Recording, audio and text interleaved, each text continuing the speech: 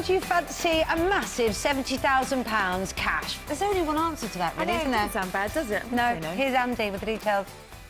This morning, I'm talking all things money and how you could scoop our autumn cash prize of £70,000. And you'll have the money in time for Christmas. £70,000 could make a massive change to your everyday spending. And it would come in pretty handy if there are wedding bells in your future, or maybe your family's growing. Plus, it's the perfect opportunity to clear a huge chunk from your mortgage or ease the pressure from that monthly rent. And if you want to look to the future, now is the time to save a healthy little sum for a rainy day. Are you going to be the lucky winner? Can you imagine checking your bank balance and seeing £70,000 sitting there? So if you want to head into the autumn a massive £70,000 better off, you better get moving.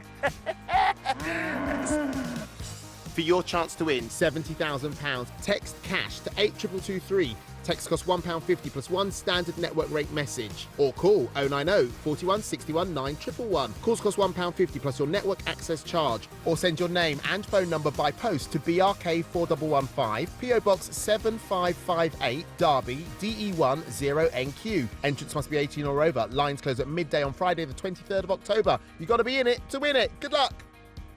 Yes, the best of luck. Now, Richard Bacon's back on home shores with a new 6-part series that sees champion athletes face off in a series of challenges. It's called Eternal Glory. It debuts tonight on iTV. Should we have a quick look? Yes. They're going head-to-head for the very first time in a unique competition. I don't want any lactic acid. I've got loads spare. Based on intense physical assessments completed by our athletes, a programme of events have been designed using cutting-edge sports science.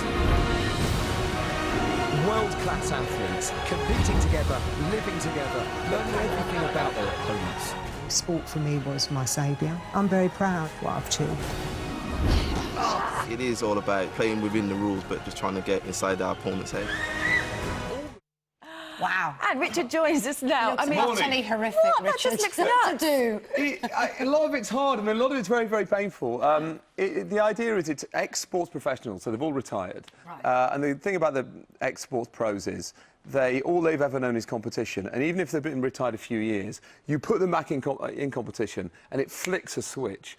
And they all desperately want to win. And, you know, I think these kinds of shows are generally good when the people taking part actually really want to win. I'm guessing that you've done it as well, obviously. I mean, I'm sure you would have done some of those challenges. Is that right? Just to, you know, test the waters, see how it was? Not really. I'm essentially really lazy, Charlotte. You know, we're presenters, you know. We don't do physical things.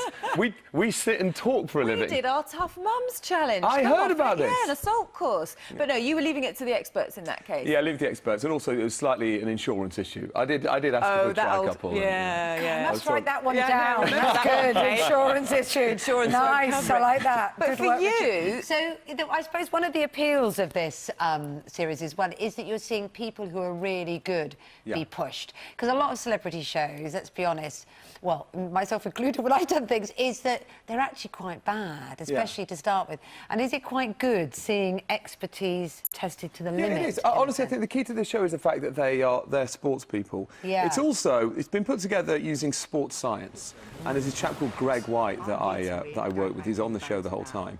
And he puts science in the show. But the idea is that people of different ages, and both men and women, can compete together in this competition.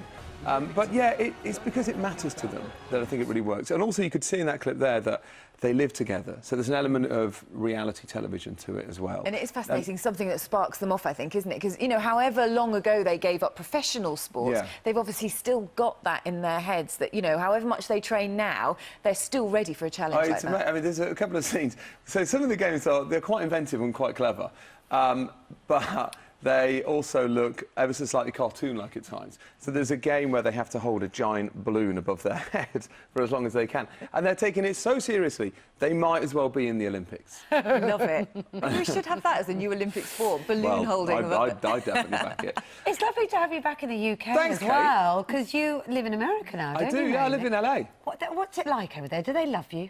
I think they quite like me. Good. They're probably still making up their mind. Because you've got 2 children who are probably slightly growing up American, aren't they? Yeah, they are, yeah. A lot of people say, aren't you scared that Arthur is going to grow up with an American accent? No, not really. I quite like it. He's enrolled in a school there that's run by essentially a hippie.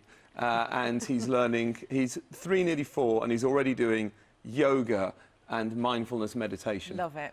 I don't think it's academic. I don't know what that means. I don't know what Set him up for a lovely life, I'm sure. Yeah, I mean, I don't think he's going to grow up very academic, but he'll certainly know how to do yoga. But is it quite a difference then between, you know, all the bright lights and when you come back here, you know, do you think, oh, I love getting back to the rain and sort of, you know, back in the good old UK, or how does it compare? I'm here, I mean, I'm here half the time, so I have a job I'm taking in America as well, but I'm going to keep presenting TV here, so I like doing both.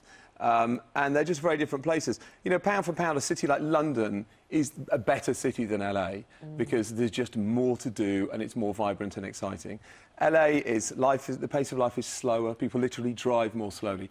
But a lot of the things that people say about LA aren't true, that people there are sincere and they are genuine and they do follow up. So it's essentially, it's a nice, relaxed place to live, in which people prioritise yoga above everything else. And the sun shines. And the sun shines. And so you've had some ups and downs along the way, haven't you, in your life? How could you? Well, you know, in the roller coaster of life.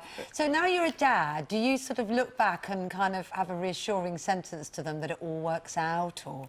Well, what's in your mind now you're the dad and you're guiding someone else rather than your own journey? Yeah, that is a very good question. I guess I believe that life should be a big adventure, and I think ups and downs are part of life's big adventure, really.